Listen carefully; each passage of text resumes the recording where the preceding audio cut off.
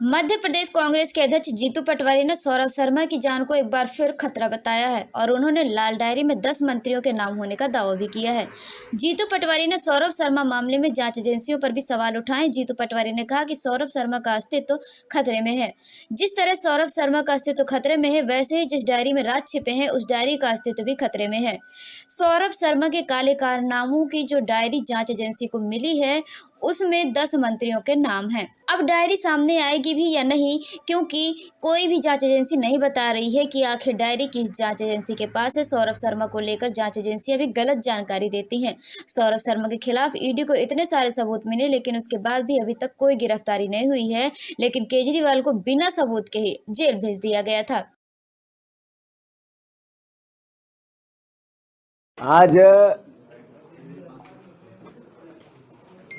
Press से बात करते हुए बड़ा अपने आप को दुखी महसूस कर रहा हूं कि इतनी बड़ी भारी संख्या में लोगों ने भरोसा किया भारतीय जनता पार्टी पे, प्रदेश में भी और देश में भी।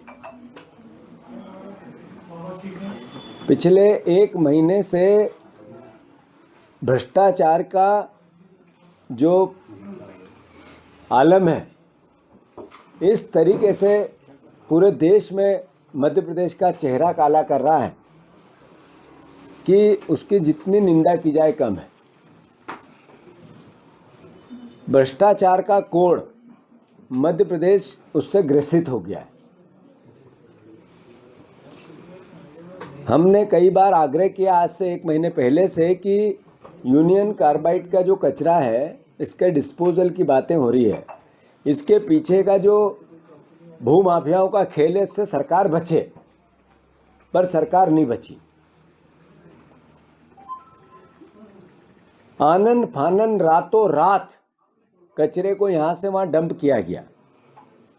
एक ही 9 बजे रात को पता चला कि कचरा जाएगा और मीडिया ने रात में विजुअल लिए। उससे पहले कोई सरकार का किसी प्रकार का किसी जनप्रतिनिधि को, किसी अधिकारी को, कोई मीडिया डोमेन में, पब्लिक डोमेन में कोई किसी प्रकार का संकेत नहीं दिया गया। ये चोरी क्यों? जब कल प्रदेश के काबीना मंत्री आदरणीय कैलाश विजयवर्गीय जी ने कहा कि हमें पता ही नहीं चला कि कचरा आ रहा है, वो प्रभारी मंत्री है धार के। इंदौर के प्रभारी मंत्री आदरणीय मुख्यमंत्री जी हैं। ये जहां पे कचरा गया, ये इंदौर की सीमा से 7 किलोमीटर है। दहशत है इंदौर में, पीथमपुर में, धार में, बेटमा में, देपालपुर में। लोग परेशान हैं और आज का सबसे बड़ा ज्वलंत मुद्दा है, लोग मोहन यादव को जगाने के लिए खुद को आग लगा रहे हैं। इतनी निर्लज्ज और निकम्मी सरकार है ये कि इसको अपनी तरफ ध्यान आकर्षित पब्लिक कैसे करे, इसके लिए खुद को आग लगा रहे हैं लोग। ये दुख का विषय है। मैं फिर से मांग करता हूं, जैसा मैंने कल इंदौर में भी कहा था, सुमित्रा महाजन जी से भी बात की थी कि इस कचरे का जब तक कोई टेक्निकल वैज्ञानिक आधार पर कोई सत्यापन नहीं होता है, तब तक इस पूरी प्रक्रिया को रोकना चाहिए। दूसरा, कल जिस तरीके से कैलाश विजयवर्गीय जी का बयान आया, मोहन यादव जी का भी बयान आया, मुख्यमंत्री जी का, कि इसका 25 साल में जो जहरीला तत्व था वो समाप्त हो गया। ये वैज्ञानिक है, दोनों टेक्नीशियन है, ये उस विधा को जानने वाले सबसे बड़े ज्ञाता हैं। क्या है ये? हम पॉलिटिकल वर्कर हैं, राजनीतिक कार्यकर्ता हैं। इस विधा को जानने वाले तो कह रहे हैं कि कैंसर होगा इससे। जो राम की कंपनी है, उसके 10 किलोमीटर के रेडियस में मैं खुद गया। वहाँ फसलें जहाँ 5 कुंटल होती थी, वहाँ 1 कुंटल होती है। जो हर गांव में 25-25 लोग किसी न किसी या तो कैंसर के मरीज है, या हार्ट के मरीज है, या किडनी के मरीज है। पानी पीने योग्य लेप से नापने की जरूरत नहीं, यूं ही उठाते हैं तो पीला दिखता है। वहाँ का यशवंत सागर 30 किलोमीटर है, जहाँ इंदौर का उसका कैचमेंट एरिया आता है, और वही पानी इंदौर शहर पीता है, यूज़ करता है, उपयोग करता है। वहाँ पे इसका असर होने लगा है। जांच होती है तो उसकी लेबोरेटरी में जो कैंसर के तत्व है पानी में मिलते हैं। उसके बाद भी जो जनता ने इनको मत दिया उसके मद में मंदमस्त है ये। मैंने पहले भी इस शब्द का उपयोग किया था, दुख होता है मुझे, पागल हाथी हो गई है बीजेपी। किसी को कुछ नहीं समझ रही है, केवल करप्शन, भ्रष्टाचार कर रही है। आप देखो कि ये भ्रष्टाचारियों का जो जखीरा है ये आपस में लड़ रहा है, एक दूसरे की शिकायत कर रहे हैं, एक दूसरे को चोर ठहरा रहे हैं। ये आपस में इतने गब्बर हो गए, जनता का की मर्यादा का इनको एहसास ही नहीं है। जो मत मिला उसमें इतने मदमस्त है कि जनता के लिए हम कुछ करें, पार्टी ऑफ द डिफरेंस, वो शब्द भूल गए लोग। मैं कल सुमित्रा महाजन जी से मिला था, मतलब मैं प्रशंसा की थी उनके नियुक्ति को लेकर। ऐसा है, जहाँ तक नरोत्तम मिश्रा का जी का सवाल है या उप मुख्यमंत्री शुक्ला जी, राजेंद्र शुक्ला जी का सवाल है, या और उसकी रिकमेंडेशन के लिए क्या क्या सौरभ शर्मा जी के लगे, वो सब जांच का विषय है, होना चाहिए। मैं उससे बड़ी बात कह रहा हूँ, सब चोरी के पैसे का मामला है और उस डायरी में सबके नाम है, उसमें नरोत्तम जी का भी होगा तो पता चलेगा।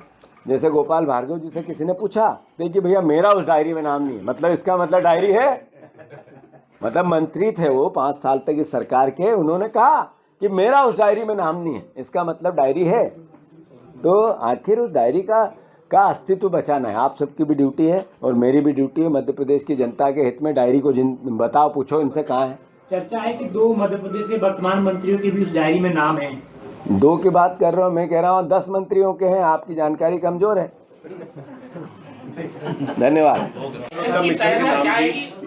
मुख्यमंत्री कह रहे हैं कि अफवाह फैला रही कांग्रेस यूनियन कार्बाइड को। हाँ, और उनका ये कहना है कि हम हाईकोर्ट के आदेश का पालन कर रहे हैं और जो गलत फहमी फैलाने वाले हैं उन लोगों से बचें। और कांग्रेस जिस प्रकार की जो राजनीति कर रही है उसको इस तरह की राजनीति नहीं करना चाहिए। बार बार बीजेपी और सरकार की तरफ से बयान आ रहा है सर। दोनों बातें अभी मैंने मेरे वक्तव्य में कही कि अगर कांग्रेस आपने कोर्ट के आदेश पे किया तो फिर 21 करोड़ रुपए तो मई में दे दिए थे राम की कंपनी को, अगर कोर्ट का आदेश तो 1 महीने में आया। फिर दूसरा, अगर आपको कैलाश विजयवर्गीय ने और आपने दोनों ने, मुख्यमंत्री ने कहा कि इसमें से जहर के तत्व समाप्त हो गए हैं, तो फिर वहाँ जाके क्यों जलाया, यहीं क्यों नहीं जलाया? 121 करोड़ रुपए किस बात के खर्च हो रहे हैं?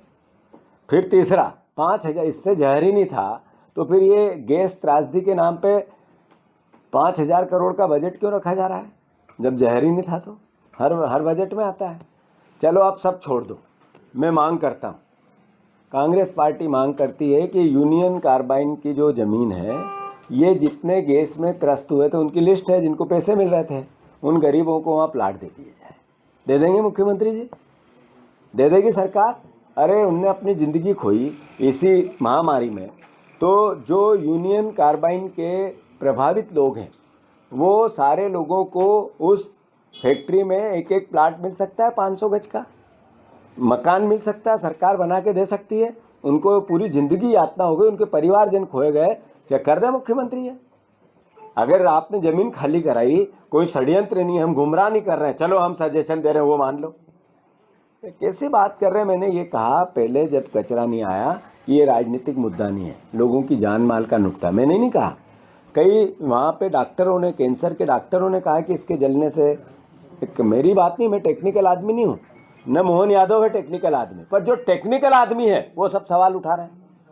उन्हीं ने तो मुझे समझाया, तभी तो मैं बोलने लगा, मुझे कहाँ से आता ज्ञान। जरूर है कि जो मैंने बातें ये कार्बाइन के कचरे को लेके कही है, उनकी सहमति थी और उनने मीडिया से भी ये बातें कही है। मैं मोहन यादव जी से मांग करता हूँ कि इस पूरी प्रक्रिया को रोकना चाहिए और जनता से मांग करता हूँ, जो पीथमपुर के रहवासियों से मांग करता हूँ कि सार्वजनिक जीवन में विरोध जरूरी है, मौलिक अधिकार है, गांधी जी ने हथियार दिया, संविधान ने दिया है, पर हिंसक हो, ये खुद को जलाने का हो, ये कोई भी लोकतांत्रिक प्रक्रिया या सभ्य समाज इसकी अनुमति नहीं देता है। तो मैं आप सबसे प्रार्थना करता हूं कि हिंसक कोई भी आंदोलन नहीं होना चाहिए और सरकार से, भगवान से प्रार्थना करता हूं कि सरकार को सद्बुद्धि दे, मुख्यमंत्री जी को सद्बुद्धि दे कि वो लोग अब जलने लगे हैं, उनका ध्यान आकर्षित करने के लिए तब तो जागे, केवल भ्रष्टाचार पे ही काम करेंगे। अरे हमने बार बार कहा कि सौरभ मिश्रा की जान को खतरा है, सौरभ शर्मा की जान को खतरा है। मैंने कहा डायरी का सत्यापन होना चाहिए, इतने बड़े भ्रष्टाचार की डायरी मिसिंग है, किसी अभी कबूल नहीं कर रही, लोकायुक्त की डायरी है हमारे पास, न आए इनकम टैक्स ने की, न ईडी ने की। ईडी ने एक ट्वीट किया 23 करोड़ रुपए हैं और फिर ईडी ने उसको डिलीट कर दिया। मतलब किस तरह का नया भारत है। अब आप देखो कि डायरी और सौरभ शर्मा दोनों का अस्तित्व खतरे में। डायरी मिलेगी कि नहीं ये भी सत्यापन होगा कि नहीं, इसके अस्तित्व का सवाल बन गया, क्योंकि पूरी सरकार है उसमें। और सौरभ शर्मा दुबई है, इंडिया में है, अमेरिका में है, लंदन में है, कहाँ है पता ही नहीं। कह दिया दुबई है तो फिर दुबई मीडिया चिल्लाने लगी, वो कहाँ है ये नहीं पता है।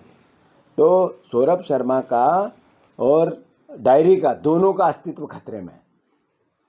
मैं फिर से मांग करता हूँ, जितनी ये डबल इंजन की एजेंसियां हैं, कि जितना करप्शन, अरे ईडी का छोटा कोई घटना होती है तो एक व्यक्ति ने आत्महत्या कर ली अभी सीहोर में थोड़े दिन पहले, मनोज परमार। फिर अभी ईडी का कोई एक भी साक्ष्य नहीं मिला, अरविंद केजरीवाल को जेल में रहना पड़ा दिल्ली के मुख्यमंत्री रहते हुए। यहाँ इतना बड़ा जखीरा मिला, एक भी गिरफ्तारी नहीं हुई, किसी से पूछताछ नहीं हुई, कोई पब्लिक डोमेन में नहीं आया। आखिर कैसा नया भारत है मोदी जी का ये? इसलिए कि उसमें जो डायरी में नाम लिखे हैं सब बीजेपी के लोगों की लिस्ट है, इसलिए सब मंत्री पूर्व मंत्रियों की लिस्ट है, इसलिए सब अधिकारी जो बीजेपी ने अपॉइंट किए पैसे लेके उनकी लिस्ट है, इसलिए कि जो हाउस करके लिखा है वहाँ सबसे बड़ा हमारे प्रदेश का मुखिया रहता है। तो डायरी का अस्तित्व खतरे में है और सौरभ शर्मा का भी अस्तित्व खतरे में है। हम फिर मांग करते हैं दोनों का अस्तित्व बचाया जाए। कांग्रेस पार्टी मध्य प्रदेश और देश के लोकतंत्र की रक्षा के लिए, आम आदमी के खून की गाड़ी, खून पसीने की कमाई के लिए इन दोनों का अस्तित्व जिंदा रहना बहुत जरूरी है। धन्यवाद।